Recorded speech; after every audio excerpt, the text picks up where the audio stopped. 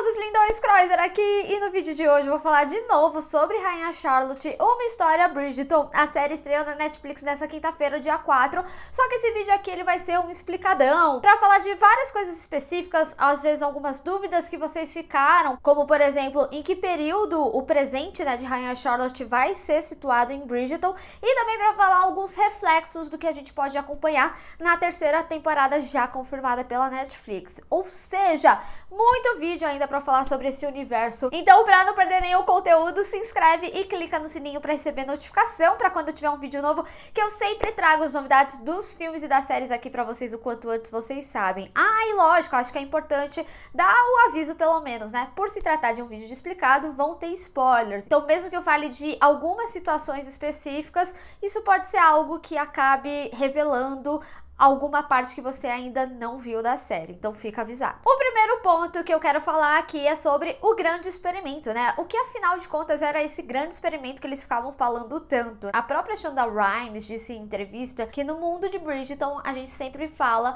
sobre como a Rainha Charlotte e o Rei George meio que tornaram possível essa nova Inglaterra, onde a gente tá vendo uma sociedade integrada, onde todos têm título. Então eu queria mostrar como isso aconteceu. A atriz que interpreta a Rainha Charlotte, mais nova, ela disse que o grande experimento é um tópico que está explorando a fusão de raça e classes. O grande experimento representa a desagregação da alta sociedade, que veio por conta do casamento do Rei George com a Rainha Charlotte. Eu falei bastante sobre essa questão no meu vídeo com spoilers, mas isso é algo que a série ela acaba trazendo mais nas discussões quando a mãe dele acaba falando, e também o porquê do casamento ter sido arranjado, né? Quando a gente é situado inicialmente em Rainha Charlotte, a gente vê que o irmão dela fez uma negociação com a Inglaterra para que ela se casasse com o Rei George. E é interessante porque até mesmo na discussão dela com o irmão, ele fala bastante que ele não tinha condições de entrar em guerra com a Inglaterra, porque eles eram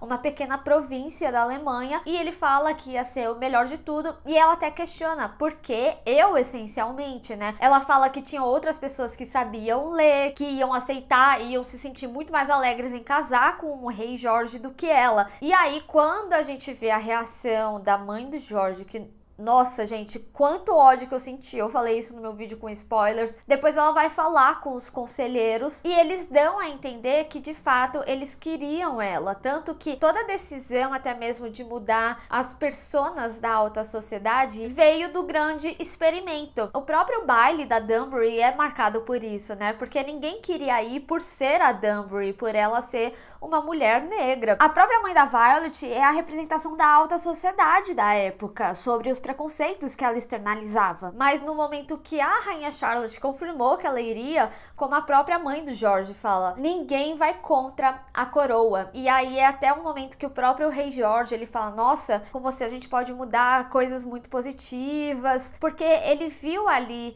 de fato, a alta sociedade fazendo essa mudança, eles realmente interagindo com todos. E não só isso, também a questão da Lady Danbury, né? Quando o marido dela morre, ela fica muito na luta de manter o título, de passar pro filho dela, e é até horrível, assim, de assistir, porque ela teve que fazer muito mais do que precisaria, porque, de fato, o filho que pegaria ali o título do pai, ela teve que praticamente convencer. Na realidade, assim, ela foi chantageada pela rainha, né, pra manter esse título. No final, a Charlotte resolve muito mais fácil, muito por conta da lealdade dela. Falei bastante disso no vídeo também, com spoilers. E eu tô falando disso porque no momento que o marido dela morre, a gente vê que geral vai pra casa dela e fala que precisava manter esse título porque era importante pra comunidade, que eles dependiam dela e desse espaço que eles tinham conquistado. Então, o grande experimento era referente a isso. Outra pergunta que muita gente quer saber, né, era qual a doença do Rei George, o que ele tinha. Em Bridgerton, a série ela já mostrava que alguma coisa acontecia ali, tinha alguns momentos que a gente até via a Charlotte e ele interagindo e sempre eram situações bem intensas. E aqui a série ela consegue abordar mais, principalmente como que foi feito o tratamento dele, que não era tratamento, né, era tortura, vamos dar nome aos bois aqui. mas a série em nenhum momento ela fala ativamente qual que é a doença. E isso é porque, assim, eu não sei se vocês sabem, mas a rainha Charlotte e o rei Jorge III, eles são inspirados em pessoas que de fato existiram, né? E o rei, ele tinha realmente uma condição, só que ela nunca foi descoberta. Então a série, ela realmente não queria diagnosticar o que o rei Jorge tinha, mas o que a história real conta é que ele tinha convulsões, divagações, depressão, incapacidade de andar e às vezes até mesmo perda de audição, visão e memória. E dizem que depois que a filha dele, a Amélia, morreu, o que levou ele a uma depressão profunda, porque ele era muito apegado à filha. Aqui, talvez, a perda da única herdeira tenha sido um dos catalisadores, já que a série discute a importância de continuar a linhagem da Charlotte e do Jorge. E aí a série, para não dar um diagnóstico muito preciso, eles levaram em consideração o que alguns historiadores acreditavam que o Jorge tinha na época. E eles acreditavam que ou ele podia ter transtorno bipolar ou porfiria, que é um transtorno genético sanguíneo que causa alucinação e paranoia. A gente vê, né, aí na série, principalmente naquele momento da Vênus e tudo mais, uma situação bem complicada. Inclusive, o link que eu peguei dessa matéria eu vou deixar aqui na descrição, tá? Outra coisa que eu não podia deixar de falar aqui também é sobre onde que a gente se encontra aí em Rainha Charlotte, pelo menos nesse momento do presente. A história da Rainha Charlotte, como é uma história de origem, é lógico que é muito antes de Bridgerton, mas esse momento do presente, ele se conecta exatamente após os eventos do final da segunda temporada. E o momento que a série revela isso é bastante sutil, porque é um momento que a própria Violet, ela tá desabafando sobre a sua solidão com a Danbury e ela chega a falar como que as coisas estão em casa. Ela fala que a Heloise, ela tá extremamente brava, principalmente porque ela tinha acabado de brigar com a Penélope, e ela até fala que o Anthony tava em lua de mel e ele acabou de casar, e como a gente já tem a terceira temporada confirmada, isso me fez refletir bastante se os reflexos do que a gente viu aqui na história do presente de Rainha Charlotte não vai acabar acarretando em alguns acontecimentos para a terceira temporada de Bridgerton que já tá confirmada. Por quê? Se a gente for ver, né, causou essa estranheza entre a Violet e a Danbury. Eu não sei realmente se eles iriam desenvolver mais, porque eu acho que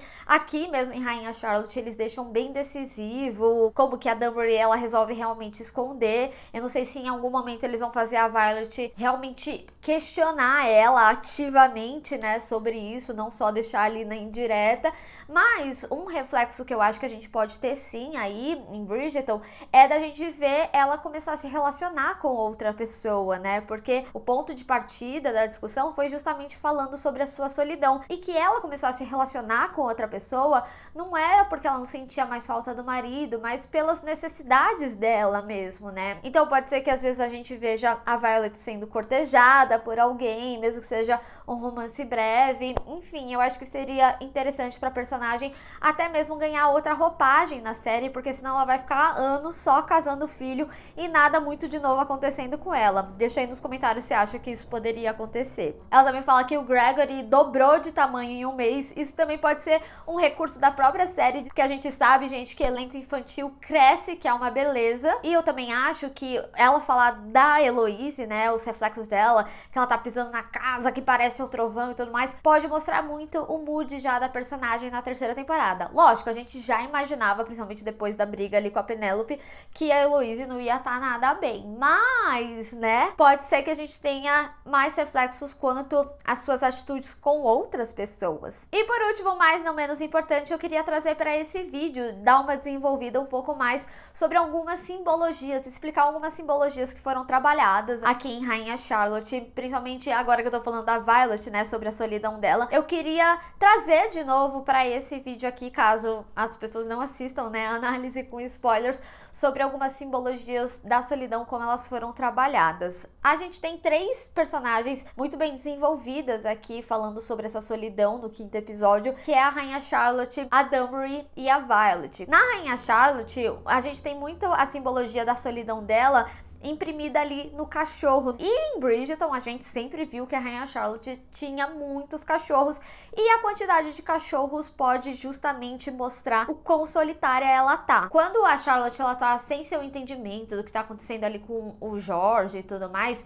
ele acaba fazendo aquele gesto, né, que depois ela aprende a amar e tudo mais. E é interessante que no presente dela, já que o Jorge ele tá ali recluso, ela não consegue nem ter mais uma relação direita com ele, ela tem vários cachorros. E é interessante isso, principalmente numa casa que você tem 15 filhos. Tantos frutos do amor, porque quando a gente acompanha essa relação, a gente vê que era uma relação verdadeira, era um amor verdadeiro. E os filhos foram fruto disso. Então, são 15 filhos? É muito amor, sabe? O cachorro, ele contrapõe justamente esse sentimento da solidão dela. E ela ter muitos cachorros demonstra, sem a série contar pra gente, que ela é muito solitária. Tem até um momento que a gente vê a própria Violet externalizando, falando que achava que a rainha, ela era extremamente solitária. Ela tava até falando um pouquinho dela, né, de porque tantos anos, né, depois ela não se envolveu com mais ninguém, apesar que o Rei Jorge, ele ainda tá vivo, ele só tá recluso mesmo por conta da sua condição. A própria Danbury diz que ela também vive um luto nesse momento. Eu gostei bastante de como eles desenvolveram, é uma forma da própria série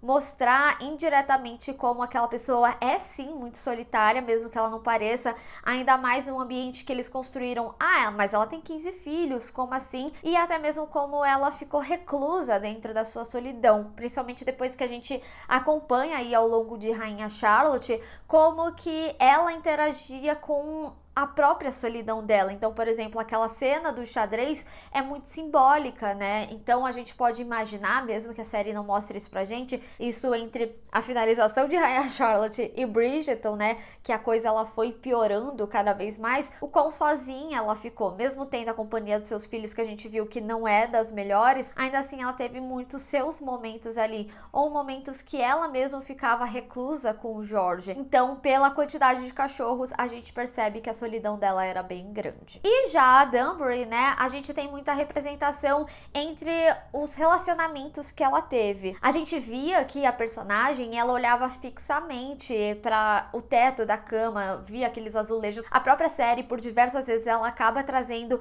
esse ponto de vista dela, mesmo quando ela tá questionando o seu luto. Quando a gente tem o primeiro marido dela, a gente via ela sempre entediada ali no sexo, ela ficava olhando pro teto ali da cama, e quando ela se envolve com o pai da Violet, ele acaba sendo a representação de liberdade para ela. Não é sobre ele, é sobre ela e o que ela queria.